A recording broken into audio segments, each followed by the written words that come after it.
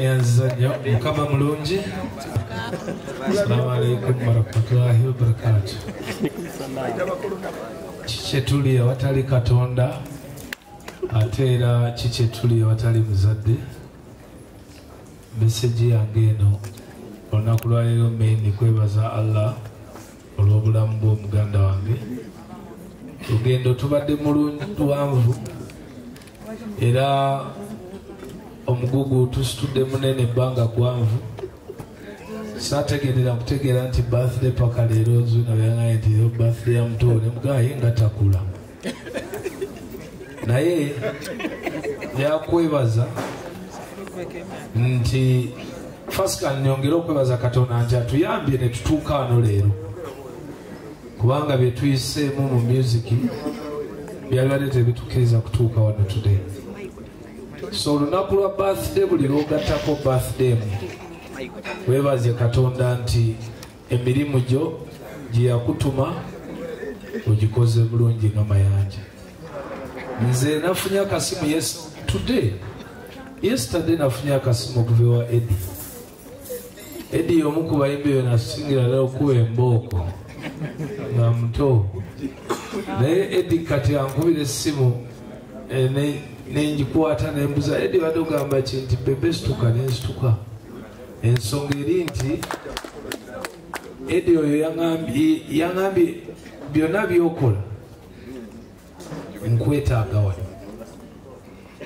Nduddeyo ku mukolo ogwo gwa bukedde naye ng'era ekinnuma nga akasajja bwe sigende kagenda kunkuba empi sigwe ku luno eddiriisa okusanga abayimbi bano bonna nate sibasuubira nate manyi madamu nayogeddeko naye era naye nga manyi kantu kabatonotono.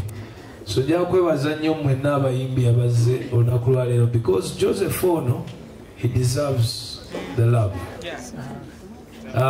Osanga later on mujja kutegeera lwaki when you show someone that you love them because of what they have done then they can even do better than what they can do or what they have done. So saako ogera bingi kubanga nze nina bya myaka tuli mu 25 bwenzijjako 2 ga Zuena 5 egisooka gya Joseph kubanga 5 egyo nga tuli mu Nairobi ate Zuena teyaliwo. So olaba nti ku 2 abo waliwo alina 25 n'okwambuka omulala waali. So muganda wange congratulations, Allah akuumye bulungi. Kyensobola okusaba kati nti yongera olye ku bisambi by'enkoko kuba abaana batutaddeko katabo tusobole okwongeramu ku maanyi awo. Waliwo ebisambi by'omwagaliza ekyo sikyogedde. Waliwo ebisambi by'omwagaliza ate abyagala nnyo tubigulanga ekiro eby'embaata. So n'olwekyo Joseph, congratulations and again abayimbi bano bonna namwe mwebale nnyo okusupportinga Joseph. Mama webale nnyo okutegekera Joseph olunaku luno. Mama Esther, thank you so much with due respect. Atengera nsaba nti buli singa mu ngeri eno tugenda mu maaso n'okukuŋŋaana nga ne twekuŋŋaanira. Njakubongera okubasaba tugende tuwagire muganda wange. 46 is a very big number, most especially when you're still trending and when you're still making sense. So Misach is Sam Misach is a very special artist. Abayimbi abasobola otuwa option ey'okubiri nti making a sense. Kwafe nze nali simanyi music wa band mu bulamu, nali simanyi naye nga ntya nnyo bano abasajja aba Eagles nga sibitegeera naye ndaba bajjuza nnyo abantu ng'era bwe tugenda backstage Kamiri abeera ennyo nabo nze mbeera eno nnyo nze ne Navio tubeera eno mu byaffe. So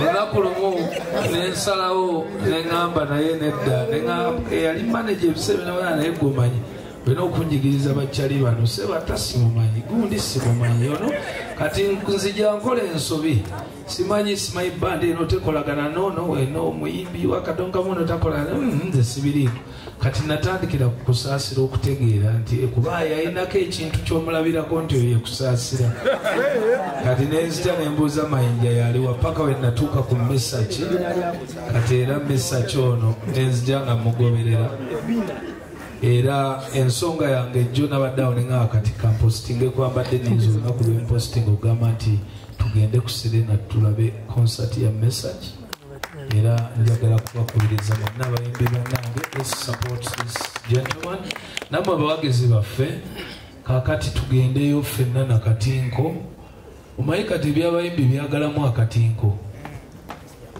pozi ekisembayo Kenzo nomukubireko mu bugalo kubanga leero alina ebyafaayo byakoze yanabyeyogererako naye neyanzanyo neyanzege era nsaba kumpa ku mmere ndyeko okubireko omugalo omukulu